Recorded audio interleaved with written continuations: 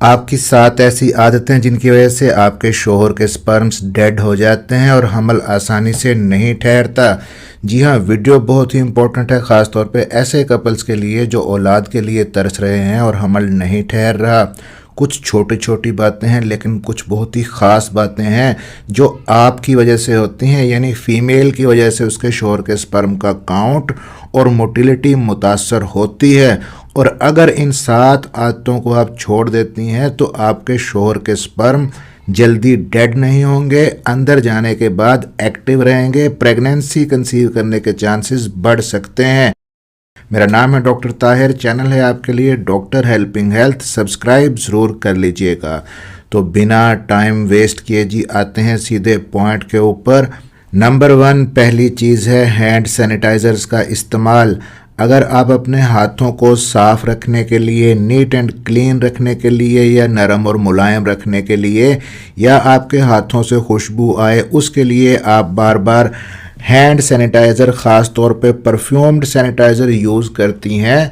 Specially जब आप लोग हम बिस्तरी करते हैं, इंटरकोर्स से पहले आप अपने हाथों को ये सैनिटाइज़र लगाती हैं, उसके बाद हम बिस्तरी के दौरान शोहर के उज़्व तनासुल पे आपके हाथ लगते हैं अगर, तो ये ठीक नहीं है। और ये मैं नहीं कहता, ये साइंस कहती है कि इन हैंड सैनिटाइज़र्स के अंदर आइसोप्रोपाइल अल्कोहल और ग्लिसरीन होती है जो कि ना सिर्फ बैक्टीरिया और वायरसेस को मारती है बल्कि स्पर्म्स को भी डेड करती है। तो इसलिए हैंड सैनिटाइज़र्स का इस्तेमाल ज़रा एहतियात से करें।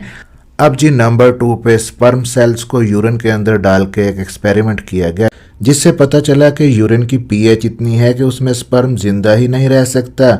यूरिन स्पर्म्स को किल करता है। और यहाँ पे पते की बात ये है, पॉइंट यहाँ पे ये है कि जब आप हम बिस्तरी करें तो ख़वातीन हम बिस्तरी से पहले बल्कि मर्द भी वॉशरूम लाजमी जाके आएँ, यूरिन पास करके आएँ, अपना मसाना खाली करके आएँ। क्योंकि अगर फीमेल का मसाना फुल है और इसी तरह वो आपस में मिलते हैं तो हम बिस्तरी के दौरान प्रेशर पड़ने की वजह से यूरिन लीक हो सकता है और समटाइम्स आपको ड्यूरिंग इंटरकोर्स पता भी नहीं चलता। और जब ये यूरिन आपकी बाकी सिक्रीशंस के साथ मिक्स होता है तो स्पर्म के ज़िंदा रहने के चांसेस को कम कर देता है। अब नंबर 3 पे जो क्लोरिनेटेड वाटर, सोप वाटर, साबुन वाला पानी आप अगर यूज़ करती हैं, ये स्पर्म को किल करता है, डेड करता है। अगर ख़वातीन हम बिस्तरी से पहले किसी किस्म के बाज़ारी विजाइनल वी वॉश से या सोप वाटर से अंदर से वॉश करती हैं तो नहीं करें, इससे भी स्पर्म की लाइफ कम हो सकती है। और नंबर 4 पे अगर फीमेल की विजाइना की जो पीएच है वो एसिडिक है तो ये स्पर्म के लिए कातिल है। एसिडिक पीएच के अंदर स्पर्म ज़्यादा देर तक ज़िंदा नहीं रह सकते। अब ये जो वेजाइना की पीएच है एसिडिक क्यों हो जाती है ये भी आपको बता देते हैं। इसको अल्कलाइन रखने के लिए आपने कौन कौन से खाने खाने हैं ये भी आपको इसी वीडियो के अंदर बता देते हैं। तो पहली चीज़ है जी, वेजाइनल पीएच एसिडिक क्यों हो जाती है। अगर आप वी वॉश यूज़ करती हैं, शैम्पू से वॉश करती हैं, साबुन से, सोप वाटर से वॉश करती हैं, पीएच डिस्टर्ब होकर एसिडिक हो सकती है।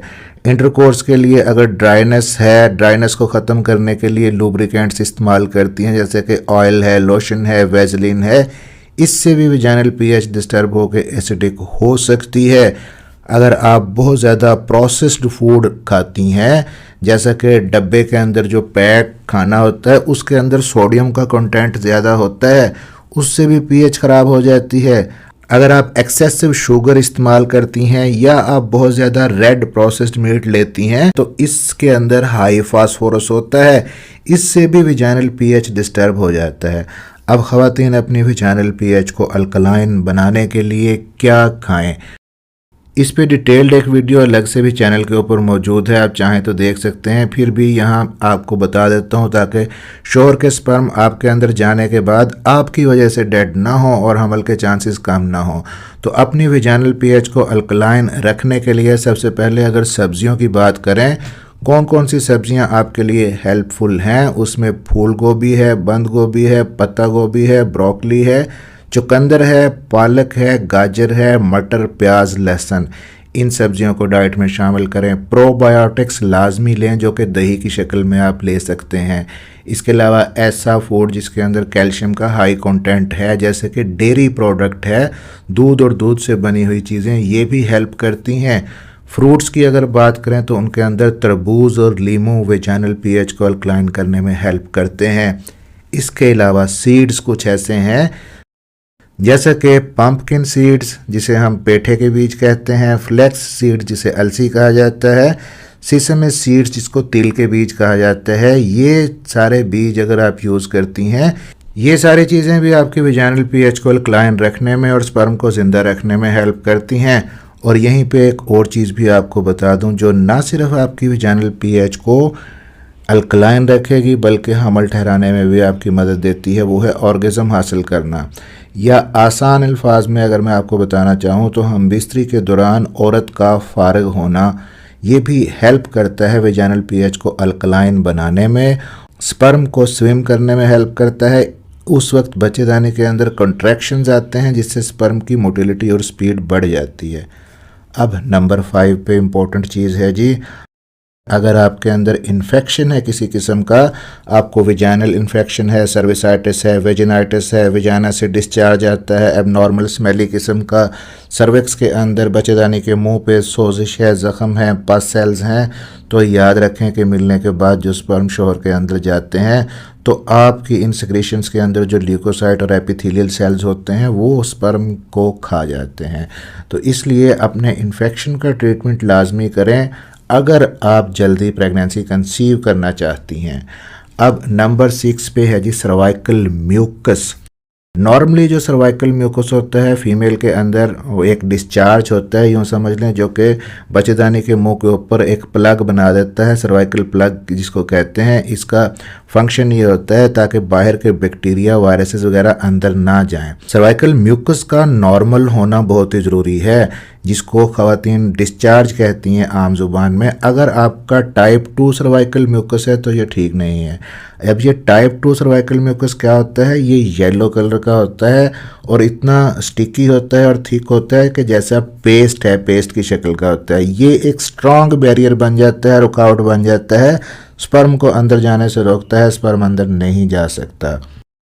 तो सर्वाइकल म्यूकस का क्लियर होना और स्पर्म फ्रेंडली होना ज़रूरी है। इसी के साथ साथ यहाँ पे बाज़ ख़वातीन के अंदर इम्यून सिस्टम एक्टिव हो जाता है, एंटीबॉडीज़ वो बनाने लगता है स्पर्म के ख़िलाफ़। समटाइम्स बाज़ ख़वातीन के डिस्चार्ज के अंदर भी एंटीबॉडीज़ होती हैं स्पर्म के ख़िलाफ़। तो स्पर्म जैसे ही ऐसी ख़वातीन के अंदर जाता है उनकी बॉडी इस स्पर्म को एज ए फॉरेन बॉडी लेती है। इसी तरह बाज़ औक़ात इवन के इम्प्लांटेशन जब होने लगती है, एम्ब्रियो बन के आता है बच्चेदानी के अंदर, तो बच्चेदानी उस एम्ब्रियो को भी फॉरेन बॉडी के तौर पे लेती है, आपके इम्यून सिस्टम को एक्टिव कर देती है और एंटीबॉडीज़ उसके ख़िलाफ़ आपकी जिस्म के अंदर बनने लगते हैं, जिसकी वजह से हमल ठहरने में मुश्किल पेश आती है। तो इसका टेस्ट भी आप अपने डॉक्टर से मशवरा करके करवा सकती हैं। अब लास्ट पे है जी नंबर 7, कुछ ऐसी चीज़ें हैं जो कि इनडायरेक्टली आपके जो मेल पार्टनर हैं उसके स्पर्म की हेल्थ के ऊपर असरअंदाज होती हैं। जैसा कि सबसे इम्पोर्टेंट फैक्टर यहाँ पे स्ट्रेस का है। अब खावंद सारा दिन थका हारा काम करके ऑफिस से बाहर से आपके लिए कमा के अगर आता है, घर के अंदर आते ही उसको टेंशन, स्ट्रेस, लड़ाई झगड़ा मिलता है, तो स्ट्रेस स्पर्म के काउंट को, मोटिलिटी को बहुत ही जल्दी कम कर देता है, ख़त्म कर देता है। फिर आप किचन की इंचार्ज हैं, जो कुछ आपने खाना पकाना है वही आपने सर्व करना है, हस्बैंड ने वही कुछ खाना है। प्लास्टिक के बर्तनों के अंदर कभी भी सर्व ना करें। पानी हमेशा बॉयल करके फ़िल्टर वाला खुद भी और हस्बैंड को भी दें। और सब्जियां जब भी आप यूज़ करती हैं, पकाती हैं, तो बेहतरीन सोर्स हैं सब्जियां मल्टीविटामिन्स का और मिनरल्स का। लेकिन अगर आप जल्दी पकाने के लिए, उनको जल्दी कुक करने के लिए प्रेशर कुकर लगा के जल्दी गला देती हैं, तो उनके आप विटामिन्स तो ज़ाया कर देती हैं। आपने सब्जियां सिर्फ इतनी पकानी है कि वो क्रंची रहें खाने में, फिर उनके हेल्थ बेनिफिट्स आपके लिए भी और हस्बैंड के स्पर्म के लिए भी बहुत ज़्यादा होंगे। तो आई होप जी कि वीडियो हेल्पफुल रही होगी। आपसे सिर्फ एक रिक्वेस्ट है कि इस वीडियो को लाइक और शेयर ज़रूर कर दीजिएगा। मिलते हैं इसी तरह की अगली किसी इन्फॉर्मेटिव वीडियो में। अपना ख्याल रखिएगा और दुआओं में याद रखिएगा।